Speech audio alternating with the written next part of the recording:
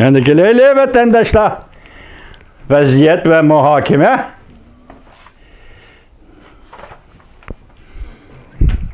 Bugün 23. günü hazır Torbit'teki Govinguy'nun haberi kıskagina şundaq yetip geldi.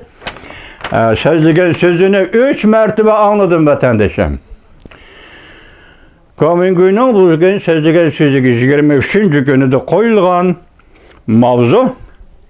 Sözlüge o vakti 22. gün iken, YouTube Qatar Qatka o vakti 23. gün iken. Mavzu tövende gidek. 7. Aka Gate.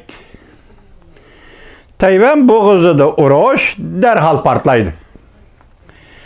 Çünkü Kom partiyası bu qatim Tayvan'a rastlı hücum kılıdı.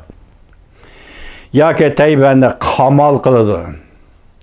Shanghai, Shangang, Hong Kong, cho'qim Tayvan qaytarib hücum qiladigan nishon bo'lib qoladi. Deydi, Shanghai, Shangang, cho'qim Tayvan qaytarib hücum qiladigan nishon bo'lib qoladi. Fujian birinchi bo'lib hüjumga uchraydi, ya'ni Fujian o'lkasi birinchi bo'lib hüjumga uchraydi. Daliyan, Qingdao qatorli shaharlardagi Jungoning harbiy bazalari intayin xatarlik bo'lib qoladi. Dunyo tash qaynoq bo'lib ketdi. Anadaki men sizga 3 qatim anladim dedim. Bunun cümlesinin 5'idilla yanıla Amerika Qo'shma Shtatlari Davlat Majlisi Avam Palatasının başlığı. Amerika'nın 3. qo'l rahbari Nancy Pelosi xonimning 4. ayning 26. günü Tayvanni ziyorat qiladiganligini eg'izga olibdi. Demak, vaziyatning boshlanishi yoki vaziyatning o'zgarishiga pilti bo'ladigan ish shu ziyorat bo'lamdi. Bu to'g'rida sababi to'g'risida Govingoy bir nima demadi, yuqoridagi fikrni qildi. Tayvan qaytarib hujum qiladi. Hujum qilsa qayerga? Birinchi bo'lib Shanghayga, ondan Shangang, Hong Kongga hujum qiladi. Yaqindan biri sizlarmi ish kelibdi bo'ldi. Shanghayda bo'lib o'tgan ishlarning hammasini angladinglar. Demak, Govingoyning bu so'zini aytganda rostli Shanghayga qarata Tayvandan shundoq bir ish kelandi, kemmamdi bu oldimizdagi ish.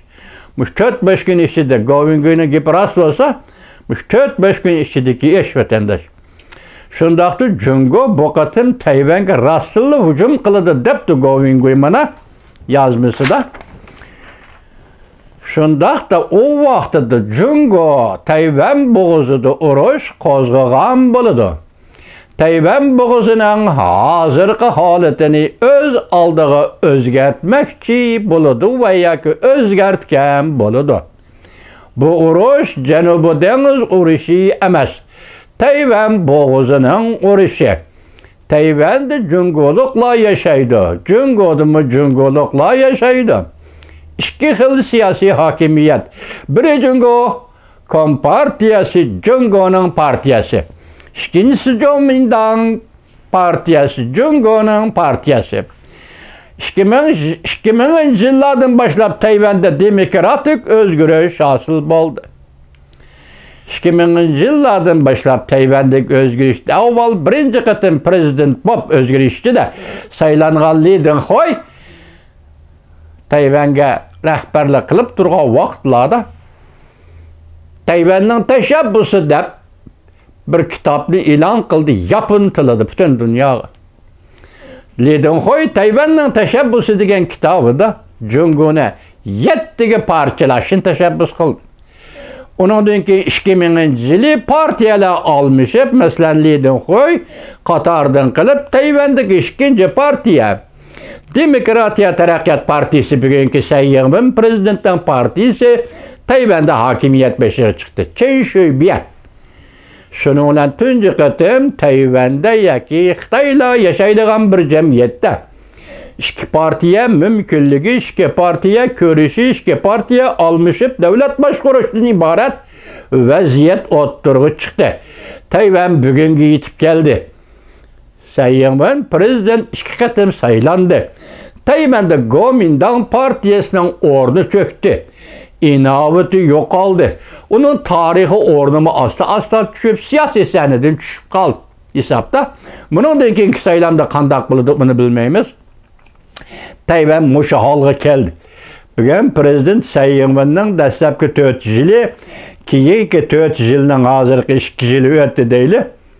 2 yil o'tdi, yana 2 yil bor. Lekin bu ayol Tsai Ing-wen, prezident Tsai Ing-wen Tayvanga prezident bo'lib, o diplomatiya sohasida intayin zo'r g'alabalarni qo'lga keltirdi. Gerçi ayrım devletler, başka devletler itiraf qilish shaklida Tayvanga yaxshi xizmat ko'rsatmagan bo'lsa-mu vatandosh, biroq Amerika Qo'shma Shtatlari bilan bo'lgan Tayvanning munosabati olamshumul o'zgarish hosil qildi vatandoshim. Hozir qurolli jang qiluvchi qismlar Tayvanda Amerika askarlarini tarbiyalayotdi dedik. O'tgan yil 2021-yili 6 ay içinde, 9 ay içinde 3 qatim Amerika Qo'shma Shtatlarining harbiy aeroplanı Tayvanga qo'ndi dedik. Endi bu yil 3 ayning 2 kuni maxsus vakillar uyiga Amerika Qo'shma Shtatlari Davlat Majlisining maxsus vakillar uyiga 1 kuni 3 ayning 2 kuni sobiq davlat ishlar katibi Mike Pompeo Tayvanni ziyorat qildi. Endilik 4 ayning 14 kuni yana yuqori darajalik, yani Davlat Majlisi yan nopozliq arboblar, masalan Bob Menendez, Andy Lindes, Gerham qatorliq senatorlar 6 kishi Davlat Majlisining vakillarini boshlab Tayvanni ziyorat qildi.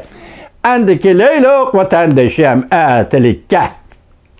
Qachon atilik deganimiz 4 ayning 26 kuni. Kuomintangning ma'lumoti bo'yicha men boshqa matbuot qaramadim. Kuomintangning ma'lumoti bo'yicha Amerika Qo'shma Shtatlarining 3-qo'l rahbari Nancy Pelosi xonim Tayvanni ziyorat qiladigan bo'lsa, yer sharida bir tavrash. Yer tavrash. Mushundan boshqa tilimiz yo'qkan tasvirlash to'g'ri kelsa vatandoshim. Yer tavrash yuz berdi. Endi bu yerda yanar tog'ning portlashida xudo saqlash lozim. Ya'ni Jungo taraddud qilib, harakat qilib Tayvan bo'g'izida urush qo'zg'ashni xudo saqlasin. Nima uchun? Xitoyning hukmronligi ostida 35 million Uyg'ur yashayotdi vatandosh. Shaxsiyatimizni aytganda mushu masala uchun urushning dunyoga baloy ofat elib keldiganlik ko'ryapmiz Ukrainada. Behuda o'lyapti Ukraina xalqi. Hal qiladiganing nima? Faqat Char Rossiyaning imperiyachisi. Orliqda g'oyib bo'lib ketgan Char Rossiyaning imperiyachini qayta tiklash uchun, qayta reallik aylantirish uchun bugun rossiyaliklar Ukrainaga hujum qilyapti. Tayvan bo'g'izimi? Gerçi bu darajada bo'lmasa, masalan, bu darajada emas. To'g'ri, mushu darajada bo'lsa-mu, Jungolikning tushi, insoniyatni o'rtaq gullantirish, ortak ailesi, insaniyetni azat qilish mushoarida aytganda, Char Rossiyaning tushi bilan Jungoning tushida hech qanday farq yo'q. Zaman qistab keldi, qani endi ko'rili. Jonanxay. Agarda Xudo mushu qadamni Nancy Pelosi xonimining qadamini Tayvanga elib boradiganlar bo'lsa, Jungo Kompartiyasi sening o'rning nada? Sening Jungodagi partiyalik o'rning nada? Sening Jungoga rahbarlik qilish, hukmronlik qilish o'rning nada?